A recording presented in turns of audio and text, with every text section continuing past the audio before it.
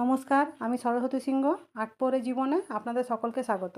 আজকে আমাদের বাড়িতে বুদ্ধ পূর্ণিমা পুজো। পুরোহিত মশাইকে ফোন করে ডাকলাম। পুরোহিত মশাই বললেন আমার 1 ঘন্টা লেট হবে। তার জন্যে ভাবলাম যে চলুন তাহলে নারায়ণের আটং সাজানোটা আজকে আপনাদের সঙ্গে শেয়ার করি। আমি ভোরে ফুল তুলে ফুলের মালা গেঁথে নিয়ে নারায়ণ ঠাকুরকে পরিয়ে দিয়েছি। আটঙ্গে লাল শালুকানি পেতে ঠাকুর বসিয়েছি। এরপরে 5টি পানে 5 রকমের ফল দিয়ে আমাদের পান পাতা সাজাতে হয়। আপনাদের ক রকমের ফল দেন আমাকে কমেন্টে জানাবেন। এতে আছে পাটালি, সুপারি, লং, এলাচ আর কলা, আর নারায়ণের উদ্দেশ্যে একটা করে পৈতে। এইভাবে আমি আটংটা সাজিয়ে নিচ্ছি। ফুল আমি অনেক তুলেছি, কিন্তু ঠাকুরমশাই ঠিকঠাক ফুলগুলো দিতে পারেন না, যার জন্য আমি নিজের পছন্দ মতো আমি প্রথমে কিছুটা আটঙ্গে ফুল সাজিয়ে নিই। এই দেখুন, আমি ফুল দিয়ে কিছুটা সাজিয়ে নিচ্ছি। ফুল দিয়ে সাজানোর পরে এরপর আমি ফলের ওদিকে চলে যাব।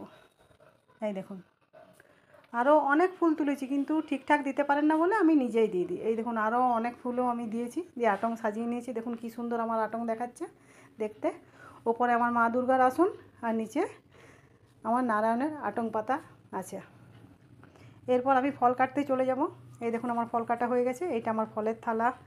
তারপর আছে সিন্নি করার জন্য গামলাতে আটা, কলা, গুড়, নৈবেদ্যের জন্য আতপ চাল, কলা, খেজুর, ভুজির জন্য চাল, আলু, প্রদীপ জ্বালিয়েছি, ধূপ দিয়েছি, ফুল তুলেছি। দেখুন আমার কেমন নারায়ণের আটং সাজানো হয়েছে। যদি আপনাদের পছন্দ হয় তাহলে আমার চ্যানেলটিকে লাইক করে সাবস্ক্রাইব করবেন। ধন্যবাদ।